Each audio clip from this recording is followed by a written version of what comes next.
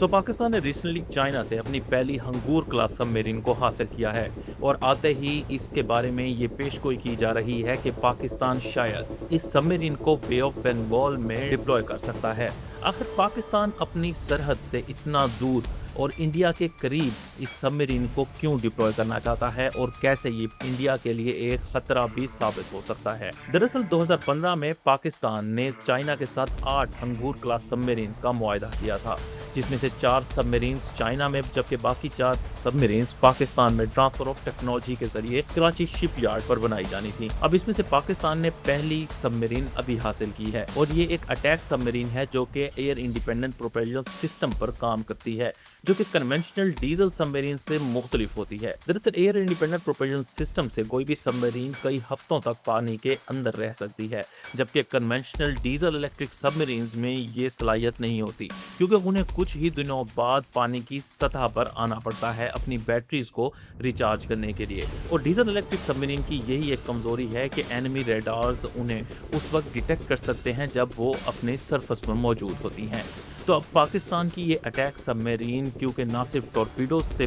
Lace है, जबकि इसके साथ साथ इस पर एंटी शिप मिसाइल्स भी मौजूद हैं जो कि इंडियन नेवल एसिड्स को काफ़ी खतरा दे सकते हैं। अब पाकिस्तान अपने से दूर बे ऑफ बंगाल में क्यों इस सबमरीन्स को डिप्लॉय करना चाहता है? दरअसल इस वक्त अगर देखा जाए तो पाकिस्तान के जितने भी नेवल एसिड्स मौजूद हैं उनमें 5 अगुस्टा क्लास सबमरीन्स हैं, जबकि 3 मिडज सबमरीन्स हैं जो कि स्पेशल ऑपरेशंस के लिए इस्तेमाल की जाती हैं। अब ये तमाम तर नेवल एसिड पाकिस्तान की कोस्टल लाइन के करीब ही ज़्यादातर डिप्लॉय किए जाते हैं या मैक्सिमम अरेबियन सी के अंदर। तो अब इसका एक नतीजा ये है कि इंडिया की ईस्टर्न कोस्ट यानी जो बे ऑफ बंगाल के करीब का इलाका है उसमें इंडिया के जितने भी एसिड्स मौजूद हैं वो पाकिस्तान की पहुंच से दूर समझे जाते हैं। अगरचे पाकिस्तान के पास ऐसे मिसाइल्स मौजूद हैं जो कि उन एरियाज को हिट कर सकते हैं, लेकिन क्योंकि वो दूर हैं तो उस वजह से इन मिसाइल्स को ज़्यादा टाइम लगेगा उन पर अटैक करने के लिए।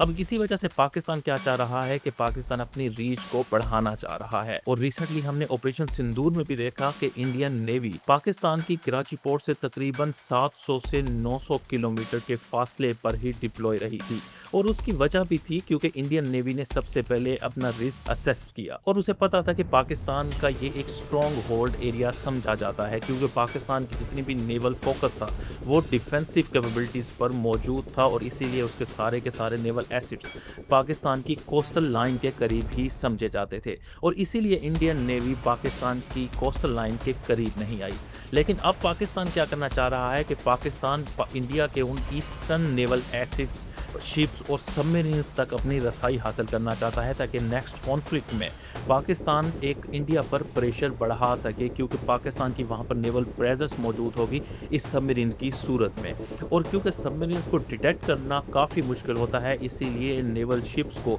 हमेशा ही ये डर रहता है कि कहीं वो इस अटैक सबमरीन्स का निशाना ना बन जाए और यही पाकिस्तान हासिल करना चाहता है। अगरचे इन शॉर्ट टर्म्स पाकिस्तान को इससे कोई बहुत ज़्यादा फ़ायदा हासिल नहीं होने लगा, क्योंकि उसकी वजूहत ये हैं कि पाकिस्तान की इस बे ऑफ बंगाल के अराउंड एरियाज़ में लॉजिस्टिकल सपोर्ट मौजूद नहीं है, कोई लॉजिस्टिकल नेटवर्क मौजूद नहीं है। इसके साथ साथ पाकिस्तान की कोई फ्रेंडली पोर्ट भी ऐसी मौजूद नहीं है जहाँ पर पाकिस्तान अपनी इन सबमरीन्स को डिप्लॉय कर सकता है या अपना जो लॉजिस्टिकल रिक्वायरमेंट्स हैं उनको उस पोर्ट्स के ज़रिए पूरा कर सकता है। तो अगर पाकिस्तान इसको डिप्लॉय करेगा बे ऑफ बंगाल में तो उसे काफ़ी टाइम लगेगा अभी एक नेटवर्क बनाने में और देखना पड़ेगा कि उसमें क्या बांग्लादेश क्या रोल प्ले कर सकता है, कि क्या बांग्लादेश पाकिस्तान को पोर्ट्स तक नेवल एक्सेस देगा पाकिस्तान की सबमरीन्स को। और इसी तरह जैसे अब देखा जाए तो हम्बनतोता पोर्ट जो कि चाइना के कंट्रोल में है श्रीलंका भी, तो उसको भी देखना पड़ेगा कि पाकिस्तान क्या चाइना के साथ शराकतदार बन सकता है उस पोर्ट पर अपने नेवल एसिड्स को डिप्लॉय करने के लिए।